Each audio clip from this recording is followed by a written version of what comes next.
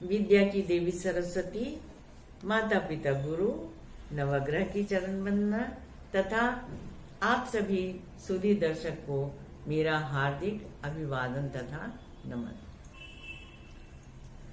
तुलसीदास जी ने कहा है, धर्म नीति उपदेशीय ताहि, कीरति भूति सुगति प्रिय जाहि। मैं इसीलिए आप सभी सुधी दर्शक को इतनी सारी जानकारी देती रहती हूँ ताकि आपकी अक्षय कीर्ति बनी रहे, आपको सद्गति प्राप्त हो तथा आप पंच महाभूत से बने हुए जितने भी सुख हैं वो सबको प्राप्त कर सकें। इधर उधर भटकने की कोई आवश्यकता नहीं है। अपनी जानकारी को बढ़ाइए और प्रसन्न रहिए। कई बार आपको भटकाने वाले लोग मिल जाते हैं, उन चक्रों में आप ना पड़े और सही तरीके से अपना काम करते रहें। अगर कोई भी ग्रह ऐसा है जो आपको सही असर नहीं दे रहा है तो उसके लिए आप मुझसे संपर्क कर सकते हैं। जो सही शास्त्रीय जानकारी है उसके आधार पे मैं आपको उस समस्या से निवारण के उपाय मैं आपको बता सकती हूँ। अगर आप ऐसा चाहेंगे कि आप सुख से रहें तो कार्यक्रम को सब्सक्राइब करते रहें ताकि आपको जैसे मैंने वीडियो अपलोड किया आपको जानकारी प्राप्त हो सके, आप देख सकें और कोई अगर आपको कुछ गलत बात बताता है तो आप उसके चक्कर में ना पड़े। अब हम आपसे कुछ और राजयोग की बात कर रहे हैं। अगर पुरुष की पत्री हो, पुरुष जातक की, लग्न, चंद्रमा, सूर्य तीनों ही विषम राशि अर्थात मेष, मिथुन, सिंह, तुला, धनु या कुंभ में हो और दिन में जन्म हो तो उच्च कोटि का राजयोग होता है। अगर स्त्री जातक की पत्री है तो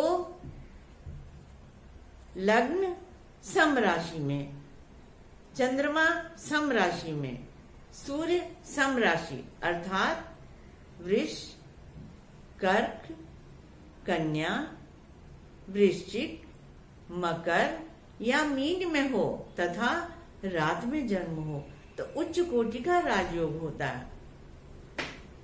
चंद्रमा और बृहस्पति अगर सम सप्तम हो अर्थात चंद्रमा जिस राशि में है उससे बृहस्पति 7वीं राशि में हो तो गज केसरी योग हो जाता है और उच्च कोटि का राजयोग होता है। क्योंकि बृहस्पति की दृष्टि हमारी पत्री में बहुत ही महत्वपूर्ण है। बृहस्पति आकाश तत्व है और वो बहुत ही प्रबल कोटि का राजयोग बनाता है। इसी प्रकार से अगर उच्चस्थ अर्थात कर्क के बृहस्पति लग्न में स्थित हो तो उच्च कोटि का राजयोग होता है। अकेला शुक्र अगर 1, 4, 5, 7, 9, 10 या 11वें भाव में हो तो उच्च कोटि का राजयोग होता है। लग्नेश अगर बली होकर के लग्न में, चतुर्थ में, सप्तम में, दशम में, नवम में, पंचम में या लाभ भाव में हो तो उच्च कोटि का राजयोग होता है। अगर कृष्ण पक्ष में दिन में जन्म हो और चंद्रमा 6ठे, 8वें या 12वें हो तो उच्च कोटि का राजयोग होता है। अगर रात में जन्म हो तथा चंद्रमा शुक्ल पक्ष में 6ठे, 8वें या 12वें भाव में हो तो उच्च कोटि का राजयोग होता है। वैसे तो बहुत राजयोग हैं जिसकी चर्चा हम आपसे करते रहेंगे और बताते भी रहेंगे, लेकिन सबसे ऊपर की बात मैं आपको बताऊं कि अगर मेष का सूर्य लग्न में, भाग्य भाव में या दशम भाव में हो तो हमेशा ऐसा व्यक्ति उच्च प्रतिष्ठा को भी पाता है और राजयोग भी पाता है, क्योंकि राजयोग का कारक सूर्य ही होता है। अकेला सूर्य सब प्रकार के कष्ट को दूर करता है, क्योंकि आपको मैंने पहले भी बताया कि सूर्य शरीर है, सूर्य आत्मा है, सूर्य पिता है, सूर्य पुत्र है, सूर्य धन है, सूर्य अस्थि है, सूर्य शरीर है, सूर्य ही हमारे दिल की धड़कन है, हमारे हृदय का भी कारक होता है सूर्य। और सूर्य के चारों ओर ही सभी ग्रह चक्कर लगाते रहते हैं।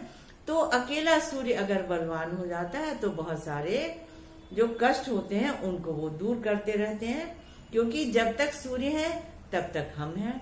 और आदमी अगर है और उसका यश है, क्योंकि सूर्य यश के भी भागी होते हैं, यश दिलाने वाले होते हैं, तो मेष के सूर्य अतुलित यश को भी दिलाते हैं, अक्षय कीर्ति को दिलाते हैं। इतनी सारी जानकारी दी मैंने आपको और आगे भी बताती रहूंगी। तब तक के लिए आप कार्यक्रम को देखें, सब्सक्राइब करें। Stay tuned. नमस्कार।